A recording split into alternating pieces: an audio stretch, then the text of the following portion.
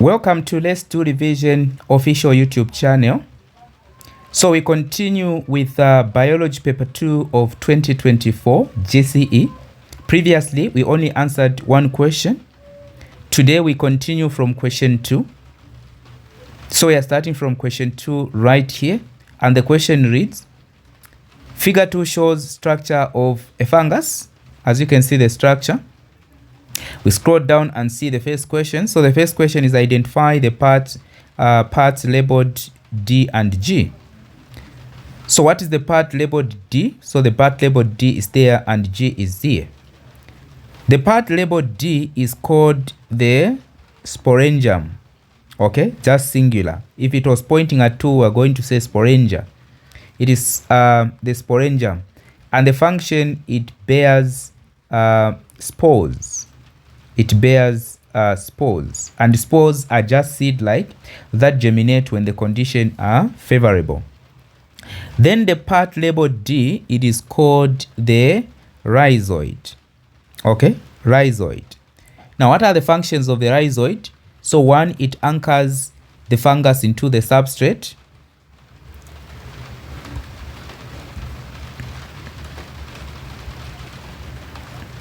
It anchors the fungus into the substrate. Then aside from that, it produces extracellular enzymes, and also it absorbs the end product of the digested food into the fungus, which are further assimilated, or which are later assimilated. So since it absorbs end product of digestion, it is also called the feeding heifer, in the case you find that question in the near future. So you should be able to give the functions. Then question B, explain the functions of the part labeled E and F. So what are the part labeled E and F? So the part labeled E is this one. This one is called sporangiophore. So for you to give the function, you need first to know the part. So this is called the sporangiophore. Okay, written as that. Then the part labeled F, which is that one, is the stolon. Okay, now let us give the function since we know the parts or the name of the parts. So for the sporangium, support this, for the sporangiophore, we can say supports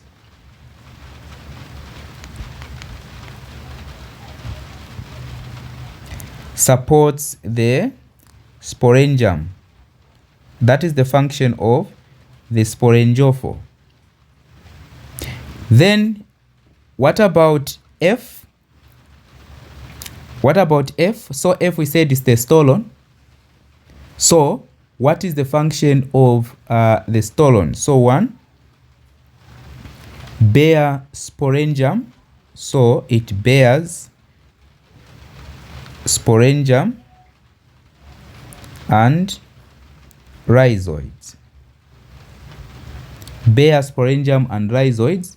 Also, you can say it grows along the substrate to obtain air from air for respiration. It grows along the substrate to obtain air for respiration. So one of the functions is to bear sporangium and rhizoids, also to grow along the surface of the substrate to obtain air for respiration. I guess you've gotten that.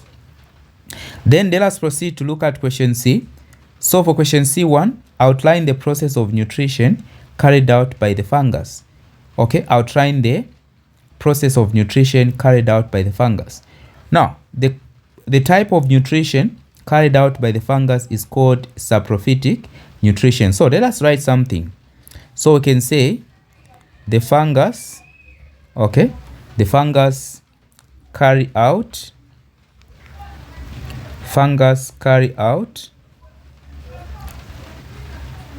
the kind of nutrition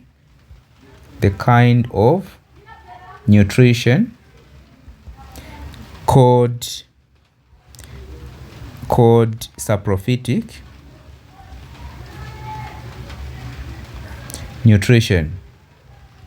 saprophytic nutrition. Then you can say saprophytic nutrition. So saprophytic nutrition Is a type of nutrition or is a type of feeding. Is the type of feeding that involves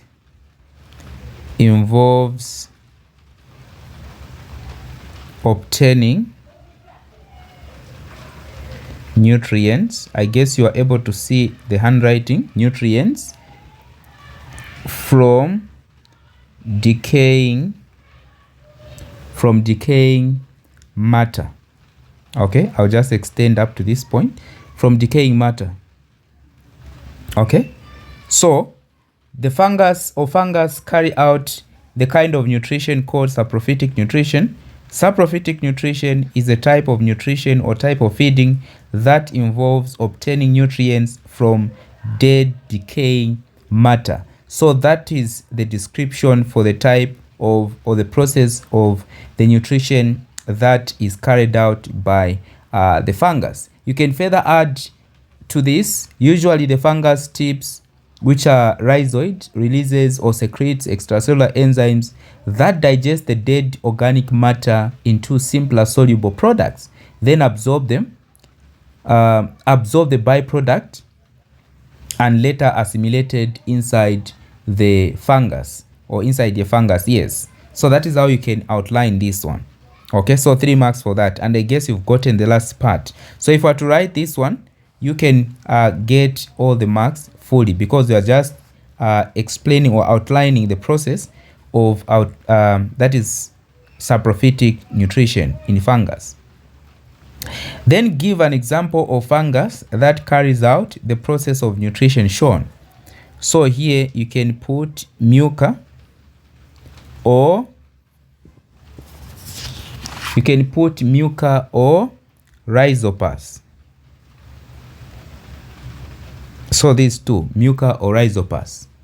Okay, so is there any question? No, we are done with this question.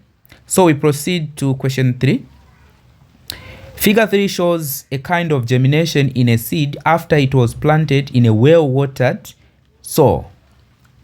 What characteristic of living organism is demonstrated by the sequence? So look at this. It started as a seed, started germinating, now it is coming out. It has now become a shoot. Okay, so the type of the characteristic of living organism demonstrated here is growth. From the characteristic, I'm sure I still remember this. Identify the parts labeled H and D. I. What is the part labeled H? So the part labeled H, you can say it is the what? The shoot. Then the part labeled I is the radicle. It's the one that grows into the root. And now this one is the one that grows into a shoot, which is this one. Okay. State the kind of germination. We are on question C. 1. State the kind of germination shown in figure 3.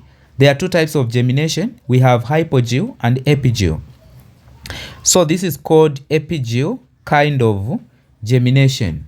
So the kind of germination is called epigeo germination. And this is because the cotyledons are pushed by an elongation of hypocotyl. Look at this. It's starting from here.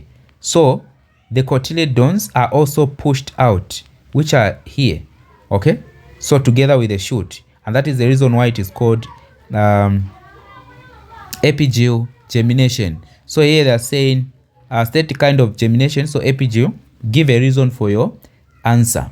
Okay. So because the cotyledon are pushed up by an elongation of hypocotyl. Okay.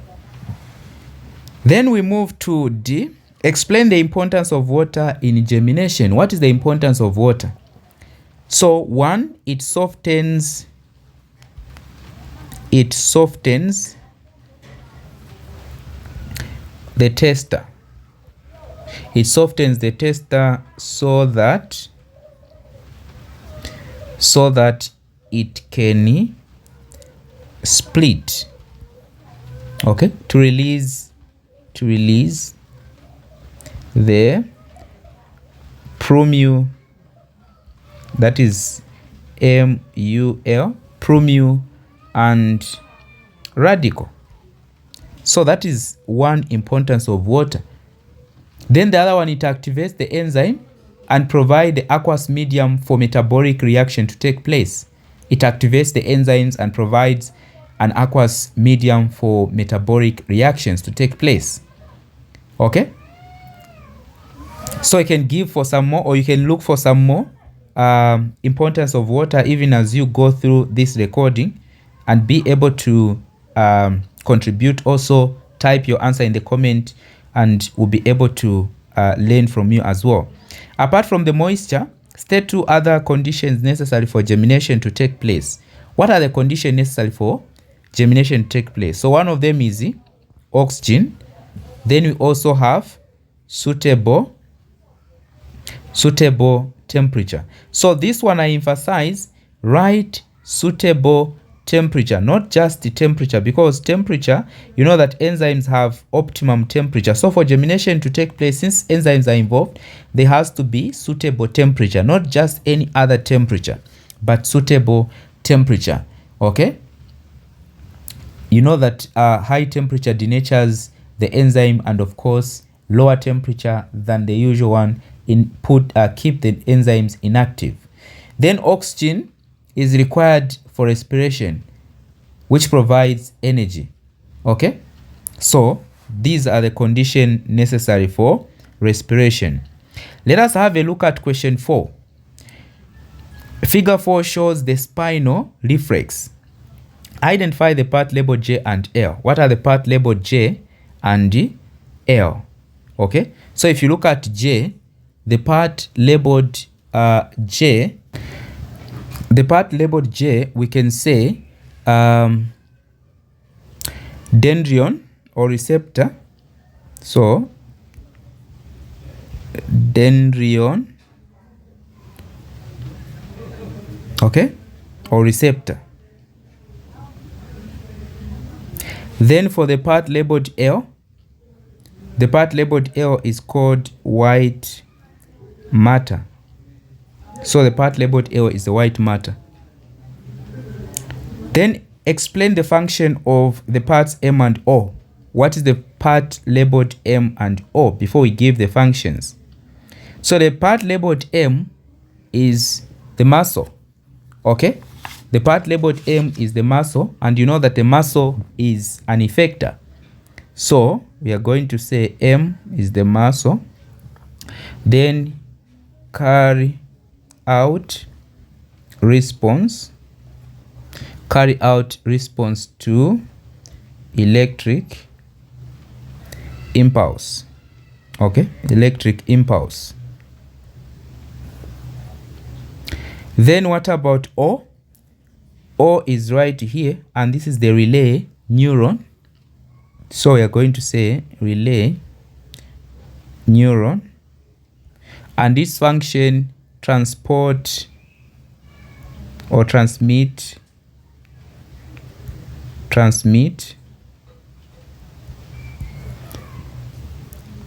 nerve impulse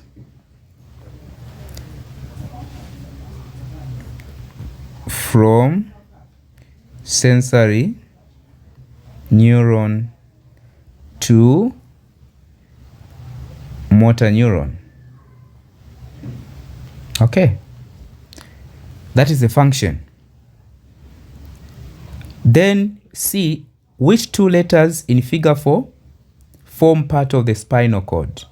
So the letters that form part of the spinal cord is letter K and L, white matter and the gray matter. K is the gray matter, and of course L is the white matter. So this is the white matter, this is the gray matter. So which 2 letters we have? Is it L and K? This is the white matter, and this is the gray matter. I hope I've not swapped them. Okay, then give one example of spinal reflex action. Give one example of spinal reflex action. So here withdrawing your hand when you touch on the hot object. Okay, and in this spinal reflex, all the information is processed within the spinal cord. Okay, then for the cranial reflex, we are looking at those that have information processed in the what? In the brain. Okay, such as the blinking. So that is an example. Okay, what is the overall function of the nervous system? What is the overall function of the nervous system? So this one is a 1 mark. So I leave this one up to you to answer. So be able to share the answers. What is the overall function of the nervous system? 1 mark. Then let us go to question 5. The question is, what is mutation? So mutation is the sudden, spontaneous, sudden and spontaneous. So sudden and spontaneous change in the structure of a gene or number of chromosome. There are 2 types of mutation: chromosomal mutation and also gene mutation. So take note of that in the case you find that question in the near future. There are 2 types of, or there are 2 causes of mutation. So causes of mutation, we have chemicals and also radiations. These are some of the causes of mutation, but also look for the answers outside or other than these that I've given. Okay. Then for the last question, a couple both with normal skin color produced an albino child. Explain using a genetic diagram how this would have been possible. Use the allele A and A to represent gene for skin color. Now, albinism, so this one is recessive, so which means only if you have the allele for small letter A, that is when someone will be an albino. So is a recessive condition. So now let us draw the genetic diagram. So we are going to start with parents. So we have male, and of course here I'll put female, or father, mother. Okay, so let me just put father and the mother. Then we have now parents phenotype. So for parents phenotype, the father was normal, both normal skin color. Okay, so the father was normal and also the mother was normal. Okay, then we go to parents genotype. Now these were normal heterozygous, so A and small letter A. Since I said this is a recessive autosomal condition, or a recessive condition, then we have A and also A. Then we have parental genotype. We have for parental or parents gametes. So we are going to put these like that. This is small letter. Also this one. Then we have that one. Then now we do the closing. So please, I guess you'll be able to see. I'm doing this due to lack of space.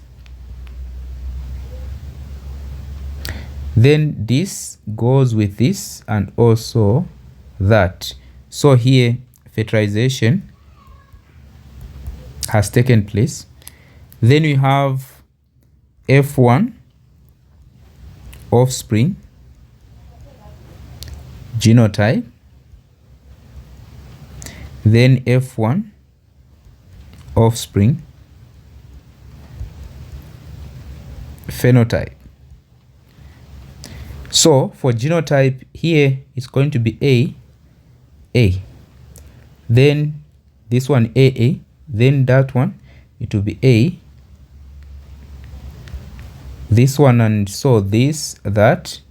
Then this, that. So it will be A. Then this and that, it will be A.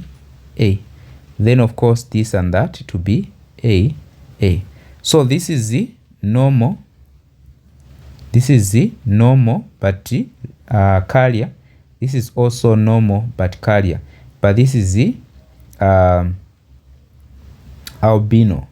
Okay. So that is how it is going to be possible. And this is our genetic diagram. Okay. So please, we've come to the end of the presentation. If you've not subscribed to this YouTube channel, consider doing so, as we have a lot of interesting lessons as we go on. And also, if you are interested to purchase the booklets that we sell, that is Let's Do Revision, you can still get in touch. And of course, you can place your orders. We are found in Kawata. Okay, so we can end here, and please don't forget to share.